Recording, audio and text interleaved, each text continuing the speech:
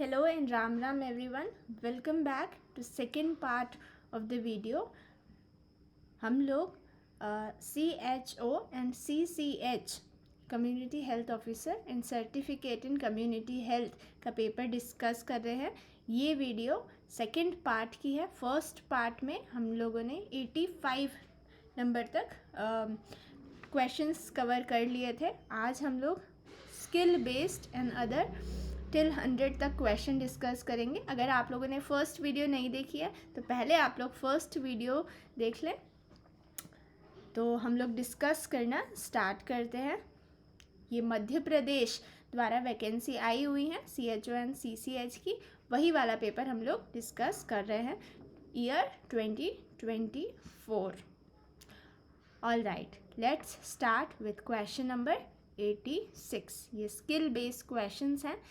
देखते हैं यहाँ पे हम लोग. यहाँ पे हमें अरेंज करना है. ठीक है, तो 1 to F यहाँ पे पॉइंट्स दिए हुए हैं.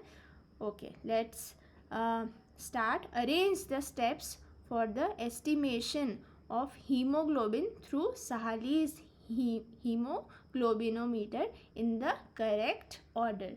हमें जो ये मेथड है सहालीज हीमोग्लोबिनोमीटर, इसमें हम कैसे क्या क्या इस्तेमाल कर रहे हैं, पहले क्या यूज़ कर रहे हैं, क्या ऐड ऑन कर रहे हैं, वो हम लोग देखते हैं. तो यहाँ पे जो करेक्ट आंसर देखें तो बिल्कुल ये सीक्वेंस वाइज दे रखा है ABCDEF. इसमें बिल्कुल भी ऊपर नीचे नहीं दे रखा है. तो एक बार मैं पढ़ देती हूँ. तो सबसे पहले ensure cleanliness and dryness of the haemoglobinometer tubes and pipette. Cleanliness करना है ताकि उसमें कुछ और मिक्स होके गलत रीडिंग ना हो. Fill the haemoglobinometer tube with N/10 HCl up to its lowest mark using the dropper. Draw blood up to the mark in the Sahali's pipette. Wipe off excess blood and transfer it to N/10 HCl in the hemoglobin tube. Allow it to sit for 10 minutes for complete hemoglobin to hematine conversion. Add distilled water drop by drop, stirring until the color matches the standard glass of the comparator. comparator एक shade रहता है बीच में comparator का, तो तब तक हमें distil water डालना है जब तक वो मैच नहीं हो जाता. ठीक है. Next, read the haemoglobin concentration at the lowest meniscus providing the concentration in 100 ml of blood. बिल्कुल करेक्ट ऑर्डर है ये. काफ़ी सिंपल है. अगर किसी ने एक्सपेरिमेंट किया हो तो याद आ रही होंगी सभी को स्टेप्स. नेक्स्ट हम लोग देखेंगे 87. Here are 4 out of 7 steps for measuring blood pressure. The steps marked A, B, C, D are shuffled. Rearrange them in a correct sequence.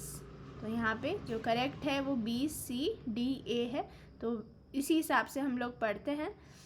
All right, हमें ब्लड प्रेशर मेजर करना है. तो सबसे पहले position the कफ, जो हम arm के आसपास लगाएंगे उसको कफ कहते हैं, जिसमें प्रेशर बढ़ता है और ब्लड फ्लो रुकता है, देन रिलीज़ करते हैं तो ब्लड फ्लो आता है. तभी हमें अपर और लोअर वैल्यू मिलती हैं, सिस्टोलिक एंड डायस्टोलिक वैल्यू. तो पोजीशन द कफ, सबसे पहले कफ की पोजीशन सही करेंगे. आर्म में place the cuff around your bare upper arm 1 inch above the bend of your elbow. हाँ, एल्बो के जस्ट 1 inch ऊपर तक हमें उसे लगाना है. बिल्कुल बीच में या बहुत ऊपर या बहुत नीचे नहीं लगाना है. The cuff should be snug but not too tight and should be against your skin, not over clothing. कोई भी अगर क्लोथ वगैरह है तो उसको हटा लेना है, ऊपर कर लेना है, निकाल लेना है. ऑलराइट, स्किन पर ही वो कफ होना चाहिए. काफ़ी सिंपल फर्स्ट हो गया. सेकंड सीक्वेंस देखेंगे C नंबर का. इन्फ्लेट द कफ. अब हमें उसमें एयर इन्फ्लेट करनी है तो पंप करेंगे, pump air into the cuff to tighten it, you should feel tightness around your arm. Next ए देखेंगे, listen your pulse using a stethoscope, listen for the pulse in your arms, brachial artery, brachial artery में ही हम लोग देखते हैं, तो stethoscope से इजीली सुनाई दे जाती हैं कब वो रुक रहे हैं ब्लड फ्लो और कब वापस आ रहा है। या लास्ट देखें डी, इन्फ्लेट द कफ, अब जो एयर प्रेशराइज है कफ में उसको हम निकालेंगे पॉइंटर से, slowly release air from the cuff while listening for when your pulse disappears, this is the systolic pressure. Simple सा मेथड है। नेक्स्ट क्वेश्चन हम लोग देखते हैं। अब यहाँ पे 1 2 3 4 5 पॉइंट्स आ जाते हैं। Given below diagram illustrate a health care worker donning and doffing personal protective equipments. तो सबसे पहले क्या ऑर्डर रहेगा, हाथ धोएंगे या मास्क लगाएंगे या डॉन गाउन पहनेंगे, तो इसमें जो करेक्ट ऑर्डर है वो 4 है। ठीक है, तो 4 करेक्ट है। सबसे पहले हैंड वॉश करेंगे, सेकंड गाउन फर्स्ट ऑप्शन रहेगा, थर्ड रहेगा मास्क, मास्क एंड फिर फोर्थ रहेगा फेस शील्ड लगाना है, और लास्ट में ग्लव्स, ग्लव्स लास्ट रहेगा। अगर हम ऐसे देखें कि मेजॉरिटी क्या है, तो यहाँ पे लास्ट में दे रखा है कि फेस शील्ड लास्ट में है ना, और हम 3 ऑप्शन देखें तो इनमें भी ऐसा है, तो ऐसा नहीं है कि जो मेजॉरिटी है वही आंसर सही हो। ठीक है, तो ये एक इम्पॉर्टेंट चीज़ है, इसको भी याद रखेंगे। ठीक है, तो सबसे पहले ओटी में जाते से ही क्या करेंगे, हैंड वॉश करेंगे, गाउन पहनेंगे, मास्क लगाएंगे, शील्ड लगाएंगे और फिर ग्लव्स पहनेंगे। नेक्स्ट क्वेश्चन देखेंगे। यहाँ पे सूचर्स के टाइप्स हैं। In the provided diagram recognise the type of suturing that is intermittent. अब कौन सा इसमें इंटरमिटेंट है, टाइप्स ऑफ सूचर्स हैं ये, तो फर्स्ट वाला यहाँ पे इंटरमिटेंट है, बाकी सब कंटिन्यूअस है। और भी अलग अलग टाइप्स होते हैं, बस इंटरमिटेंट पूछा गया है तो वो हमें टिक करना था। काफ़ी सिंपल सा डायग्राम है, इंटरेस्टिंग क्वेश्चन है ये। नेक्स्ट देखेंगे, अ 30-year-old women gives birth to a healthy baby boy. During the third stage of labor, the midwife observed that the placenta is not delivered within 30 minutes. The patient has no knowledge, the patient has no known allergies, and her pregnancy has been uncomplicated. What is the most appropriate next step in the managing the third stage of labor? Wait for spontaneous placental delivery. We just have to wait. So this is the correct answer. Next question देखेंगे, match item in column 1 with the item with column 2। तो यहाँ पे score बता रखा है, Apgar score, Ballard score, newborn physical examination in popliteal angle. काफ़ी simple सा है ये डिस्क्रिप्शन से ही हम लोग बहुत इजीली पता लगा सकते हैं अगर हमें इनकी डेफिनेशन पता है तो। न्यूनेटल असेसमेंट कंपोनेंट्स हैं ये। तो यहाँ पे जो अबगार स्कोर है इसका करेक्ट ऑप्शन ये है, evaluate the infant physical condition at 1 to 5 minute.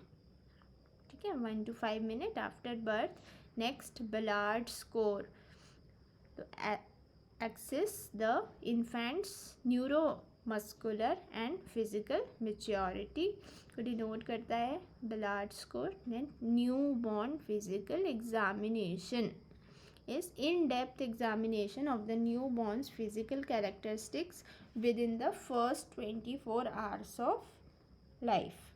Last, popliteal angle.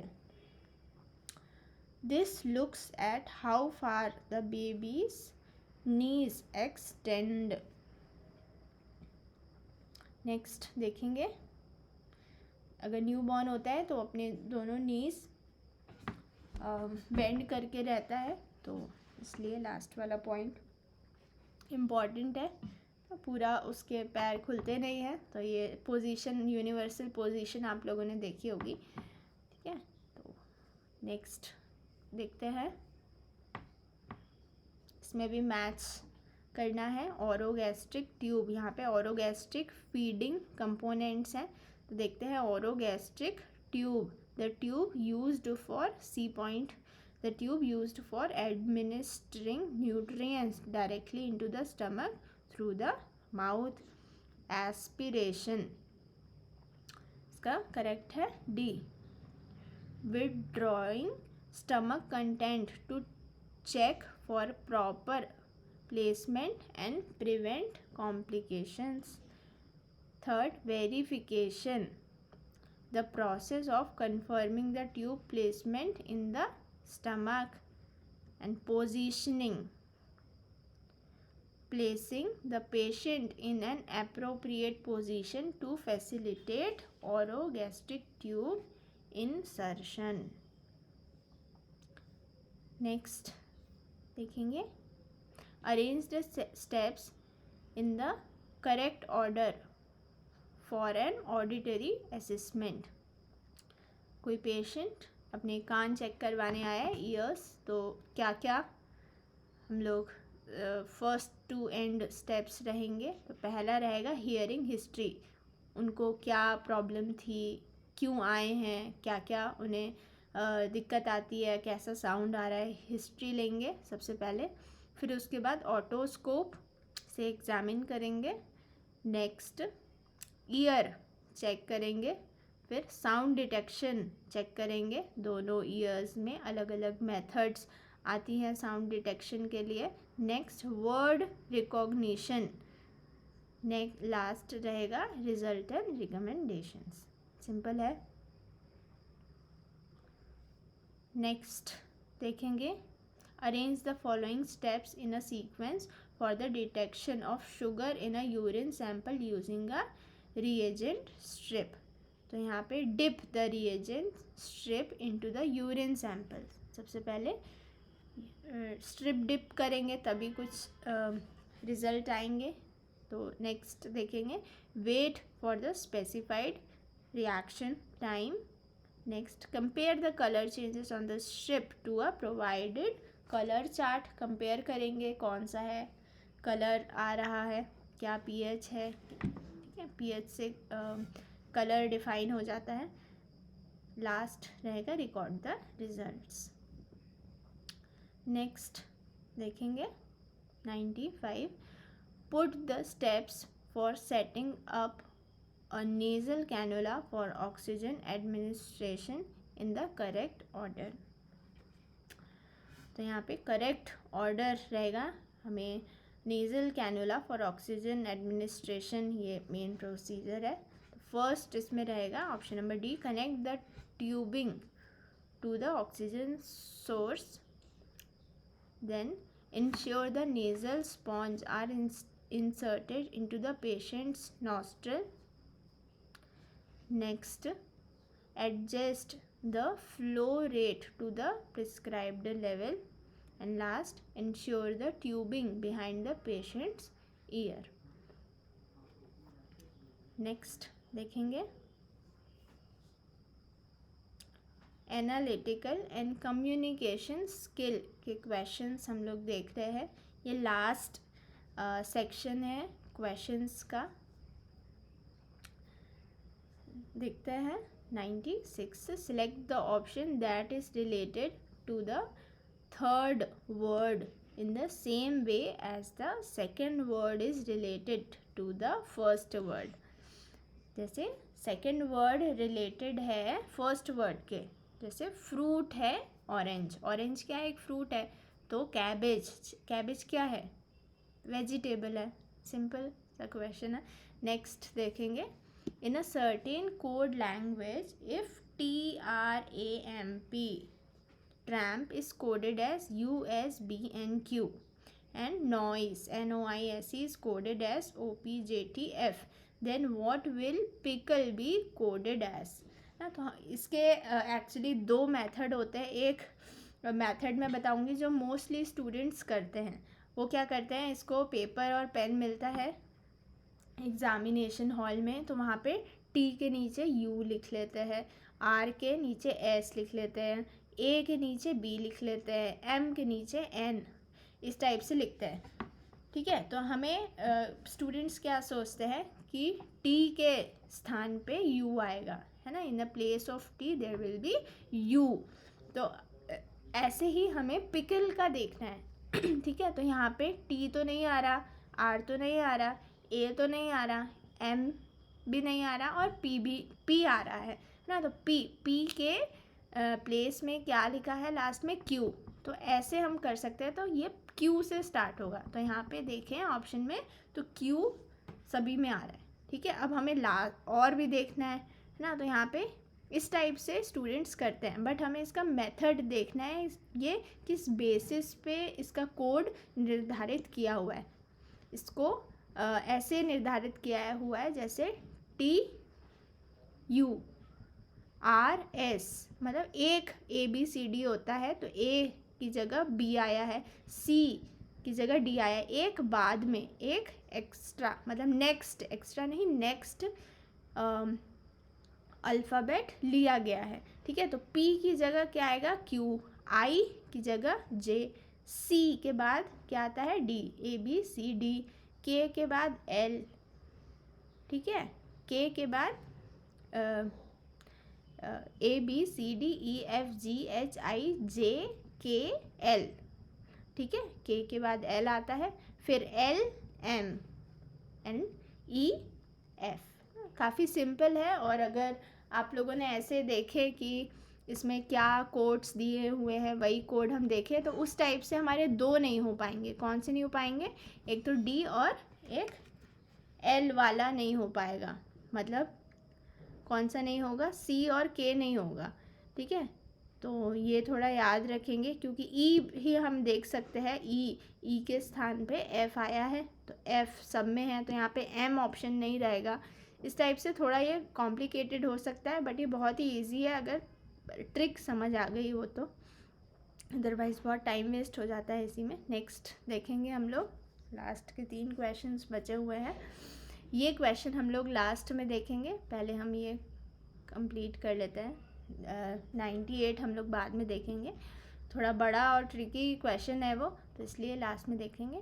Which of the following is the appropriate closing for a letter to one's colleague. अगर हम लेटर लिख रहे हैं कलीग को, तो लॉट्स ऑफ लव नहीं लिखेंगे, वो हम किसी गर्लफ्रेंड बॉयफ्रेंड या फिर हम अपने पेरेंट्स को इस टाइप से लिख सकते हैं। सी यू सून भी नहीं लिखेंगे, हम किसी फ्रेंड को लिख सकते हैं। थैंक यू फॉर एंटिसिपेशन, ये भी नहीं, कोई ऐसे प्रोफेशनल वाला हो गया तो रिगार्ड लिखेंगे, इस टाइप से थोड़ा याद रखेंगे। रिगार्ड के लिए हम कलीग के लिए रिगार्ड यूज़ करते हैं। नेक्स्ट देखेंगे, 4 words are given out of which 1 is spelled correctly, choose the correctly spelled word. तो यहाँ पे स्पेलिंग गलत है। ठीक है, ग्रामर की मोस्टली लोग ग्रामर मोस्टली स्टूडेंट्स मुझे मैसेज भी किए थे, तो यहाँ पे ग्रामर करेक्ट किया था मोस्टली, तो यहाँ पे ए आता है।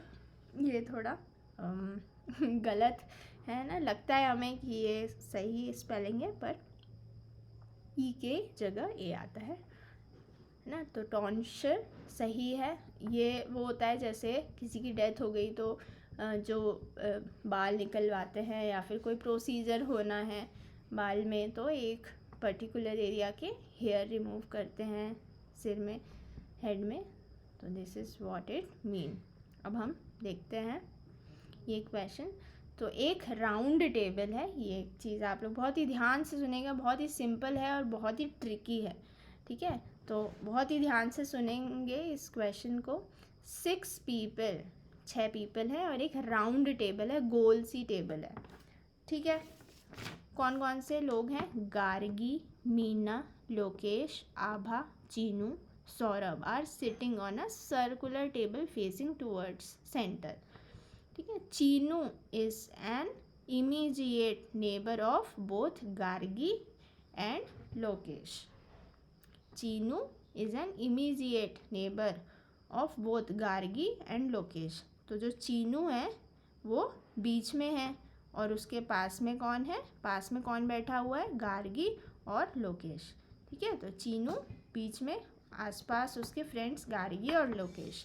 ये एक पॉइंट हो गया. अब Abha sit to immediate right of Meena. अब जो आभा है वो राइट साइड ऑफ मीना है. ठीक है. तो मीना बैठी हुई है, मीना के राइट साइड में कौन है, Abha sits to the immediate right of Meena. मतलब मीना के राइट हैंड साइड में कौन है, आभा है. ठीक है. लेफ्ट हैंड साइड में कौन है अभी ये नहीं बताया. ठीक है. नेक्स्ट हम लोग देखेंगे Gargi is neither an immediate neighbour of Saurabh nor Meena. अब जो गार्गी है जो चीनू के पास बैठी थी वो किसके पास नहीं बैठी, वो ना तो सौरभ के पास बैठी है और ना तो मीना के पास बैठी है. तो गार्गी मीना के पास नहीं बैठी, मतलब मीना के राइट में कौन था, आभा थी. ठीक है. और मीना के लेफ्ट में कौन है ये अभी नहीं बताया गया है. ठीक है. गार्गी तो नहीं है ये बोल दिया है. अब कोई भी हो पर गार्गी नहीं है.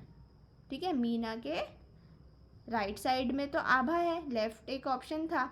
तो जो मीना है वो गार्गी के पास तो नहीं बैठी है और सौरभ के पास में भी नहीं बैठी है. अब क्वेश्चन है who sit to the immediate right of Abha. Abha के पास में कौन बैठा है. ठीक है. तो आभा के लेफ्ट में कौन था, मीना. अब यहाँ पे एक ही ऑप्शन बचता है वो है गार्गी. ठीक है. गार्गी के बारे में नहीं बताया गया था, बस ये बताया गया था कि वो सौरभ और मीना के पास नहीं बैठी है. एक ही ऑप्शन है, बहुत सिंपल है. थोड़ा ध्यान से आप लोग बार बार ये वीडियो देखेंगे सुनेंगे तो ये समझ आ जाएगा. ठीक है. एक ऐसी टेबल बनाएं और नाम लिखें. बहुत इजी सा क्वेश्चन है, बहुत थोड़ा सा ट्रिकी लगता है स्टार्टिंग में बट थोड़ा समझें ऐसे डायग्राम बना के तो इजीली ये हो जाएगा. गार्गी बैठी हुई है आभा के पास. ठीक है. आभा के लेफ्ट हैंड साइड में मीना है. ठीक है. बहुत ही इजी ये क्वेश्चन है. थोड़ा सा ट्रिकी लग सकता है कुछ लोगों को बट थोड़ा ध्यान से सुनेंगे पढ़ेंगे अच्छे से तो हो जाएगा. All right. हम लोगों ने पार्ट 1 और पार्ट 2 दोनों ही मिला के ये MP CHO एंड CCH का 100 क्वेश्चंस कंप्लीट कर लिए हैं. स्टिल अगर कोई भी आप लोगों को डाउट हो तो मुझे मैसेज करके पूछ सकते हैं. Do like share comment our YouTube channel. Do subscribe as well. Thank you for being with us. Thank you so much.